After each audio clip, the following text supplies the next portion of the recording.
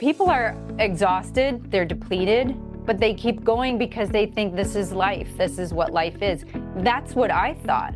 I thought doing was what living a full life was about. But living a full life is not filling your schedule.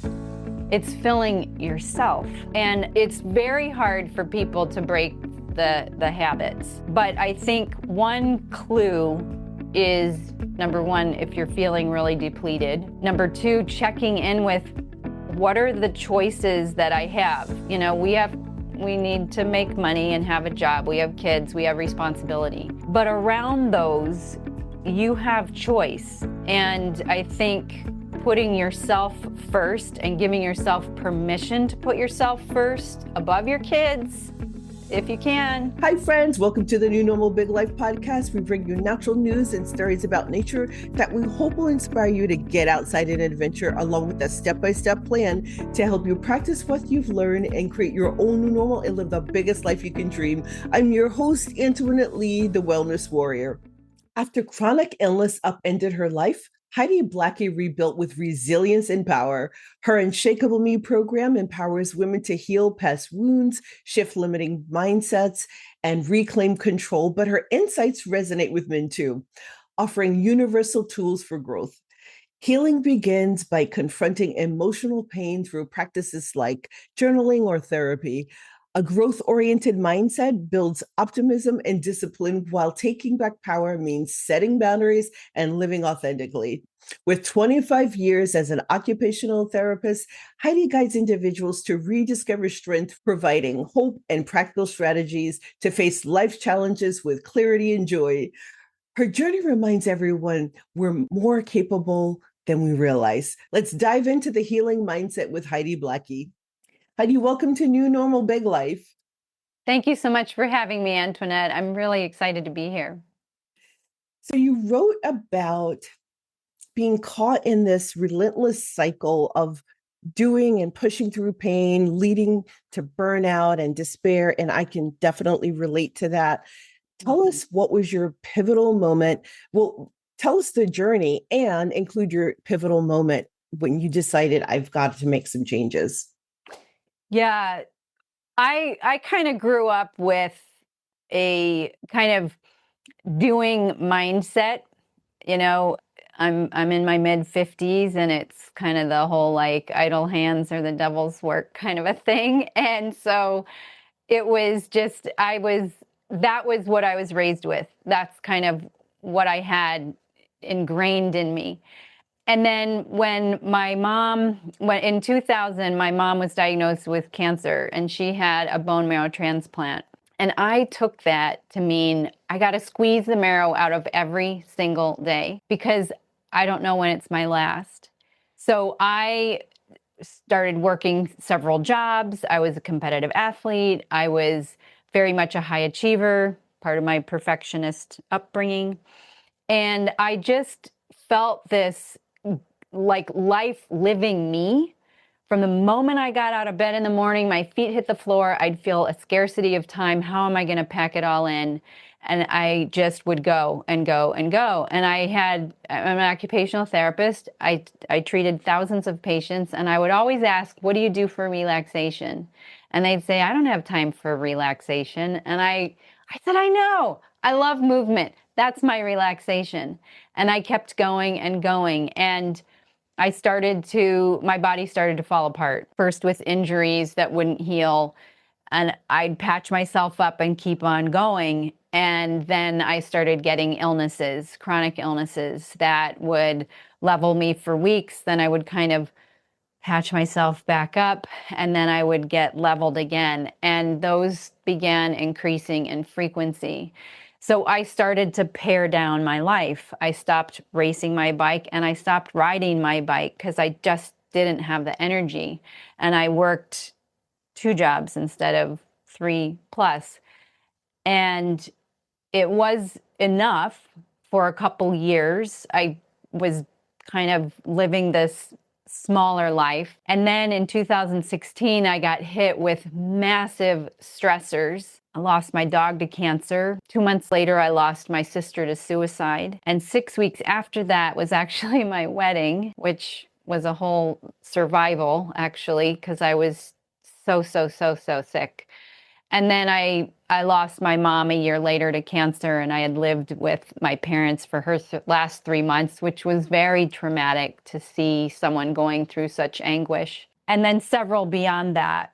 And so all these things that were going on in my body that was tamping it down and just trying to make it through were just set on fire by all of the stress and this inflammation that was in every system of my body. I had brain fog. I had terrible fatigue. I had massive gut issues. I think I talked to you a little bit about that. And in 2021, I lost everything. I lost my career. I couldn't work at all. I couldn't drive. I could barely find words. The words I found didn't make sense. And I had no doctor. I had no diagnosis. I had no path forward.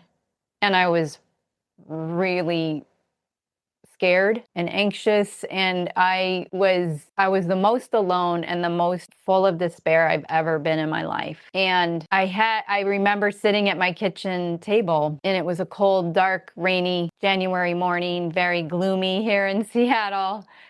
And I just thought, okay, you're it. What are you believing about your ability to heal? And in all these years, I had never turned the lens inward. I knew there was a missing piece, and I knew it was me, but I had no idea how to turn that lens. And this absence of answers outside of me really forced me to look inward. And the answer actually was that I'm not going to heal, and I'm going to get sicker, and I'm going to get cancer, and I'm going to probably not make it to 60. And I'd never been that raw with myself before. And that was a bitter pill. That was really hard to swallow. And I thought, if I don't believe I can heal, I could find the best doctor in the world, but I'm not going to heal. And I didn't believe in myself, and that was also kind of a theme throughout my life. And I committed to right here, right now, I'm going to choose to believe in myself and my body's ability to heal. And I have no idea what that looks like, but I have to, or I'm not going to make it. So I started journaling. I dove into the research on the biology of belief, which there is a ton of evidence. I started meditating and doing mindfulness and movement. I mean, I'm a big movement person, but I was in bed most of the time. So it was just trying to integrate small bits of movement and just creating stories that were healing stories, and eventually kind of going back through all the stories around my illness as well as my life, and just kind of working on rewriting those. And it's been an incredible journey, and unexpected gems along the way, but not easy. Heidi, I promise you, you could have been telling my story. There are millions of listeners out there who are right now going through what you are talking about and what I have experienced. I remember before I began fixing my biggest health challenges, I was absolutely stuck on go as a corporate CEO and an athlete. I wasn't a competitive athlete by then, but still just go, go, go, go, go. And that was also around the start of your tech company expecting you to be always on 24/7, 365. Mm-hmm. Mm-hmm. Can you Yeah. talk to us about how we live out patterns and stories on autopilot? Like just go, go, go, go, go, not really thinking about it until we wake up and realize that it's not serving us or the deeper purpose of our lives. Can you talk to us a little bit about that, how we fall into it and what we do to wake up? What steps do we use to create a better life? I think that it's everywhere. It's in our upbringing, it's in our genetics. I think it's passed down from generations, this expectation that you have to do to be anybody. And it's these patterns that we adopt as kids. And most of us operate 95% of our time out of these automatic patterns. Unless we realize it and realize that we have choice, we aren't going to change it. And I think that, I see it all around. And I actually was talking to a neighbor about it last week with her kids, and just how the kids, everybody orbits the kids. They're the center. The parents are driving them around every weekend to games and activities, and there's no downtime. There's no downtime for the kids, and there's no downtime for the adults. And it's this pressure that we have that is from other people. This is how you live. This is what success is. Being enough is not enough. You have to earn it. You have to earn this approval. You have to earn acceptance. And it's a trap. People are exhausted. They're depleted, but they keep going because they think this is life. This is what life is. That's what I thought. I thought doing was what living a full life was about. But living a full life is not filling your schedule.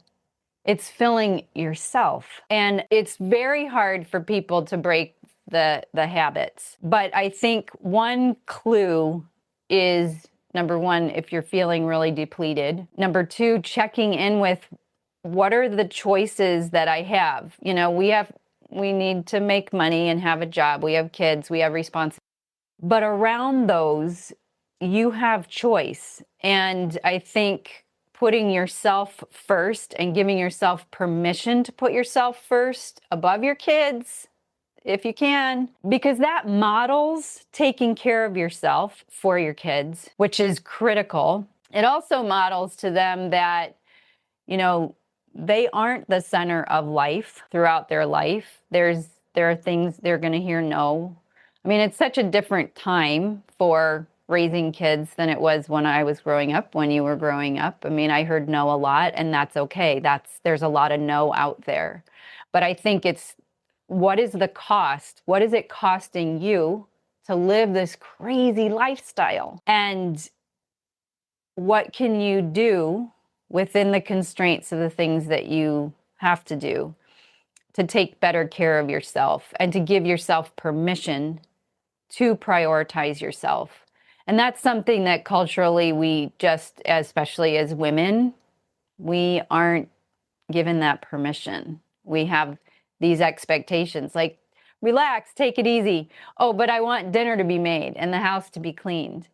And it's like, well, if I'm exhausted, but if I don't do it, it's not going to do it itself, So I think waking up is just that awareness of what's going on right now. How do I feel? How fulfilling is my life?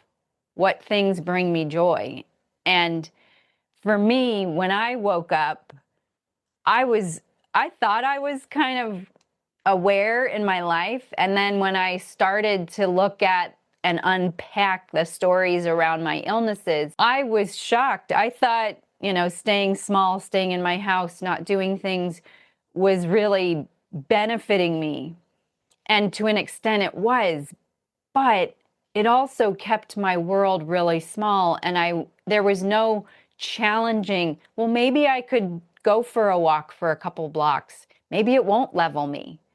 Why don't I try that? I'd kind of created this prison in my mind, in addition to the prison in my body. And it was through that I started to see, oh my gosh, all these things that I thought were serving me really were not serving me. And it made me feel like I've been sleepwalking through life because I've been living a narrative that's everybody else's, but my own. So awareness is the first step, and doing something every day to feed you, nourish you with compassion and kindness and acceptance, because that will give you the courage to say no, to set boundaries, to prioritize yourself. But you have to give it to yourself rather than all the effort to try and seek it externally. Before we cover the next topic in this episode, I want to introduce you to the adventure sports lifestyle with what I call a micro story about an adventure that I've had. The adventure sports lifestyle and my deep connection to nature is essential to my good health. So here's the story. Skijoring. Cross-country skiing with your dog is a shared adventure that brings health and social benefits to you both.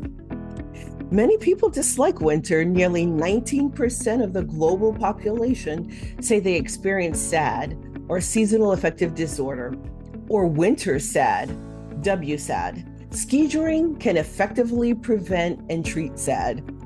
Researchers agrees on two concepts. First, get outside to enjoy winter activities. Second, have a positive mindset towards winter season. These are two keys to escaping depression in winter. One of the lifestyle measures recommended by the National Health Service suggested outdoor recreation is one of the most effective ways to prevent and treat SAD. Learning a winter sport that you can enjoy alone, with your dog, with family, or as a club like I do, allows you to enjoy winter as much as the warmer months. I know my dog Phoebe loves to get out and skijor with me, and sometimes I cross-country ski alone. In addition, according to the Compendium of Physical Activities, a 150-pound or 68-kilo cross-country skier will burn about 1,000 calories an hour by moving at about 8 miles an hour or 13 kilometers an hour or faster. My advice is to get out there and embrace winter for your mental and physical health. I hope this inspires you to get outside and venture alone with your pet or the people you love most. Now back to the show where we're talking with Heidi Blackie. You're preaching to the choir here because I have seen it in myself. I saw it in my parents who had 5 children, 3 of the 3 in the middle. I'm the youngest and my older brother. I'm the youngest too. We didn't have any challenges. We were like super easy to raise and, self-starters and no one ever took me to a track meet because, even though my parents had 2 cars, they were too busy with my 3 siblings who were on the spectrum in the middle. And so I saw the burnout in my parents. I saw that they didn't take good care of themselves. My dad worked a full-time job and owned a business. And my mom had 5 children, 3 with special needs at home. Wow. And they were so exhausted by their 50s.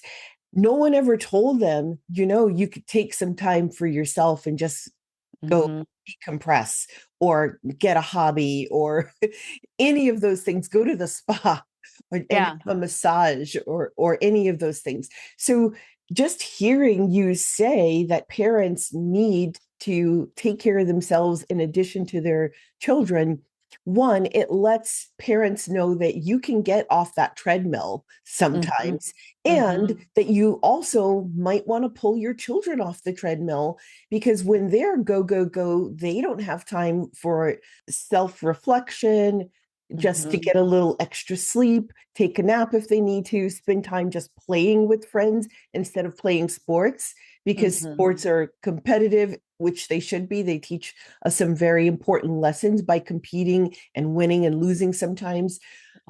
But children are so busy, and we as adults are reinforcing this pattern of not taking care of ourselves. Yeah, and passing on the automatic patterns of busyness is the goal. That's achievement. That's going to earn you success and happiness and joy and satisfaction in life. And I think too, creativity. If you don't have space, creativity is so critical in our lives, and we need the space for it versus, packing every moment. And even it's great going to the spa and great to get a massage, but for a lot of people, they don't have the time or the resources. But it can be 10 minutes in the backyard with, I'm off duty, I want to read my book or relax or whatever, and just be and not have to be doing something. And I think it is such a great model. And you show up better for yourself and you show up better for others. and there isn't that resentment. I think that's another piece that is so prominent, and it just builds, and it takes a physical toll, an emotional toll as well. When you're planning an adventure camping, rafting, RVing, or mountaineering, you'll need quality food with sufficient vitamins, minerals, and nutrients to fuel your adventure. My partner, Ready Hour, is here to help you ahead of time. Ready Hour has a long history of providing calorie-rich, reliable, and delicious nourishment for life's unexpected situations and adventures. They're part of a family of companies that have served millions of people like you for decades. My family and I use Ready Hour products for camping, mountaineering, and disaster preparedness for 5 years now. They're not just reliable, they're also your affordable option too. Long-term storable food shouldn't break the bank. That's why they have great sales and payment options for you. It's your bridge to safety and survival when you're on an adventure. So make your next decision your smartest decision. Be ready for adventure tomorrow, today. Trust Ready Hour. Ready to shop? Use my affiliate link in the show description. What are some of the ways that and hidden beliefs, things that we're not even conscious of, that keep us sick, tired, stuck? I think it's that I have to do this. This is what I have to do. I have to work. I have to clean. I have to do this for the kids. I have to cook every meal.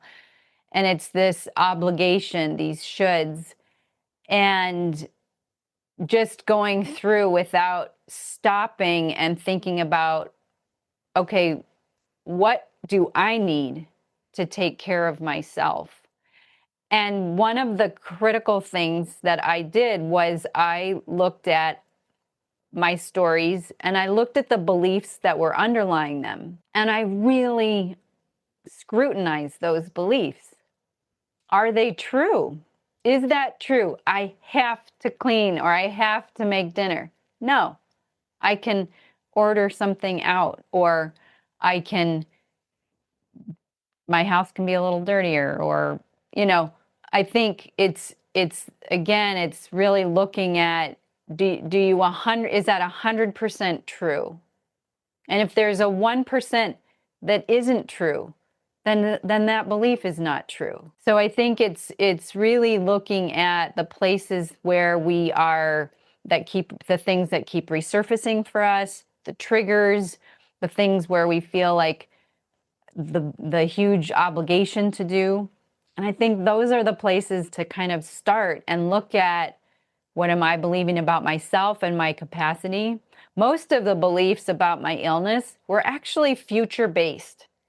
They weren't in the moment. It was, oh my God, this symptom means that I'm going to have GI symptoms for the next week and I can't travel. And oh my gosh, I'm traveling somewhere and it's going to be awful. And every symptom had its own kind of meaning and forecast.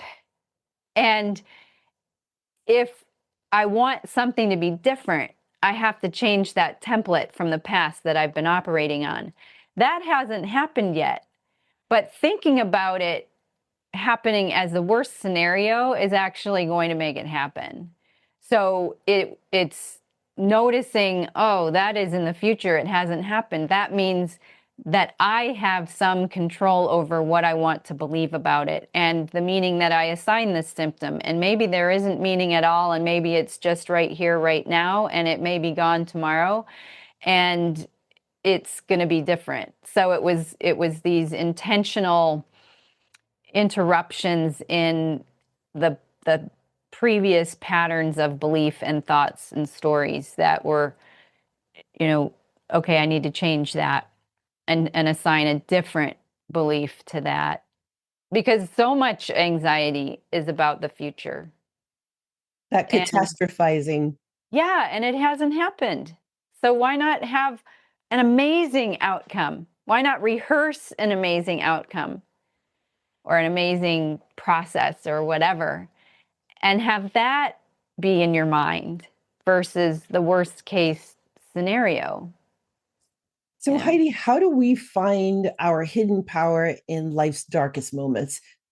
It can be really hard. And I think there's a lot out there that creates this idea that, do these 5 things next time and it'll be gone in 5 minutes, the darkness. But I think the things that have helped me the most are acceptance.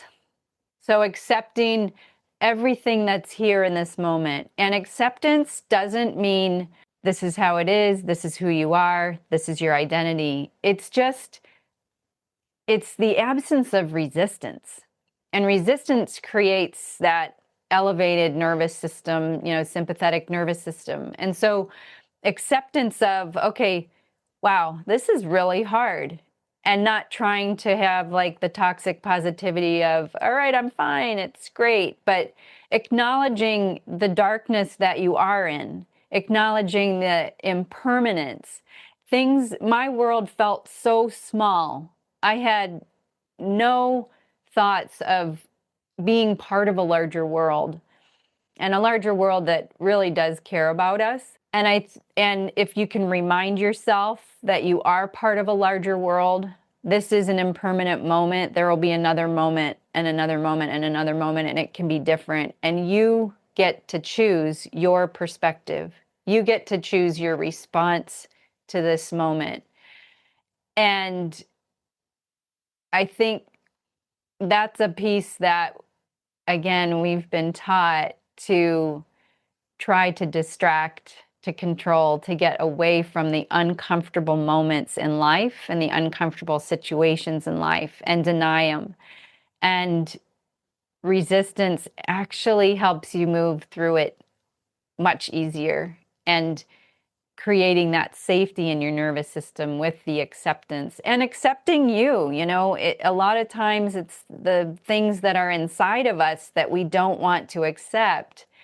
And that was my big thing, because I'm a healthy, robust athlete and an achiever. I'm not a sick person, and I resisted for so long, even though the evidence was all around me that my life was shrinking because of my illnesses.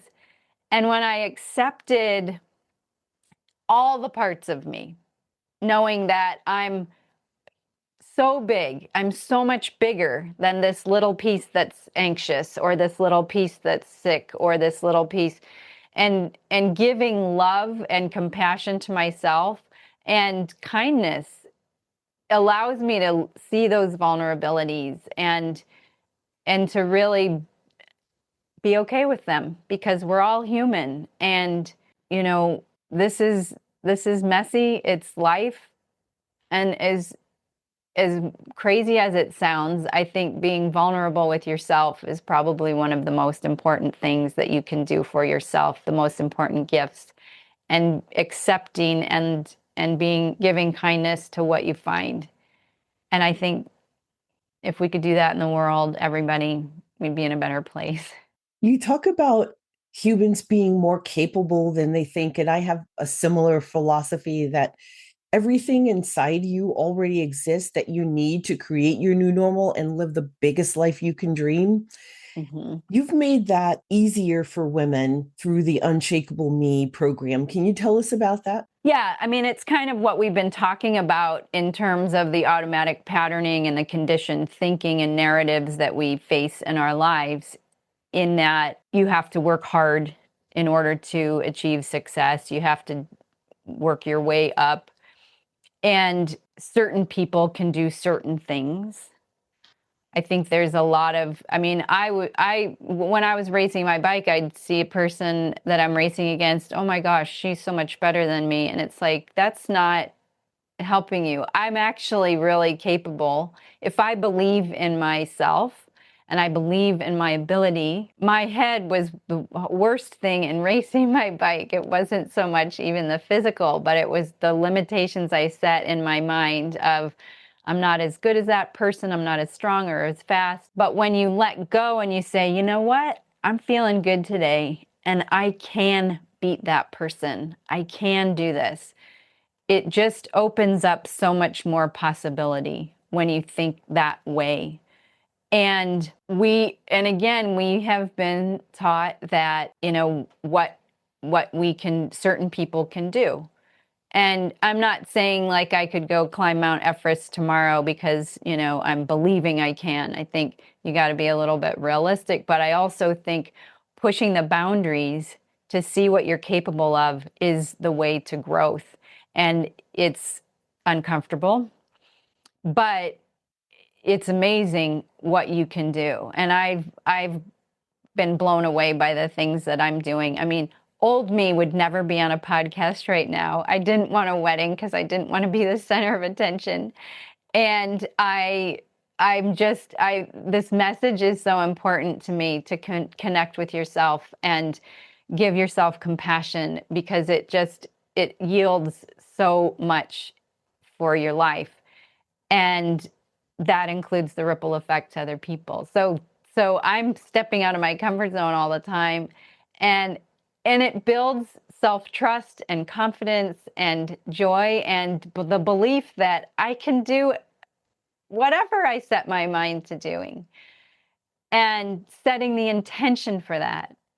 It changes everything. And then creating a vision. So I never set out to create a program, but this is what I was looking for back when I was in my worst days. And I was doing all these other programs, but they felt really prescriptive because they were, do this for a half hour a day, do this, do that. It didn't include me and my beliefs and my acceptance and just kind of uncovering who I am.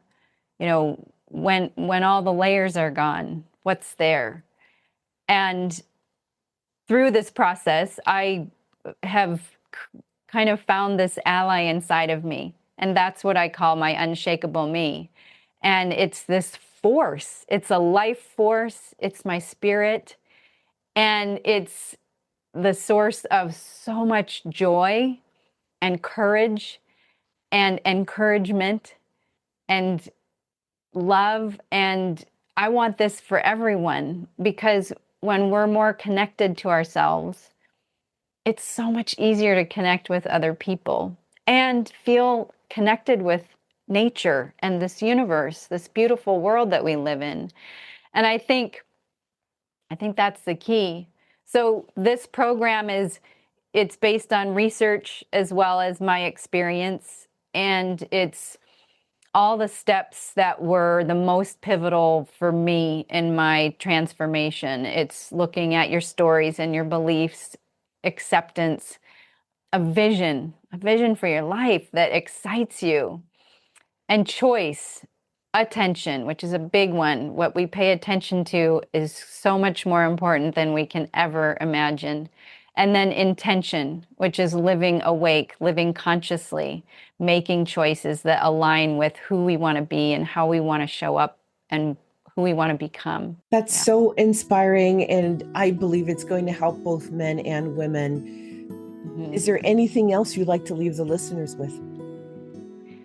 I think doing something kind for yourself every day is a huge gift to yourself and to all the people around you. And knowing that you have the permission to do that, and you are enough. And enoughness is, if you've been living a long time thinking you're not enough like I was, it's something that is like a living being that you have to nourish every day with acts of kindness and compassion and belief in yourself and acceptance. And that can change your life. Yeah. Oh, I love that so much. Men, please listen to what Heidi said about reframing your life. And women, I hope you will get and join up with the UnshakableMe program and get started on your new journey. Thank you so much, Heidi, for joining us today.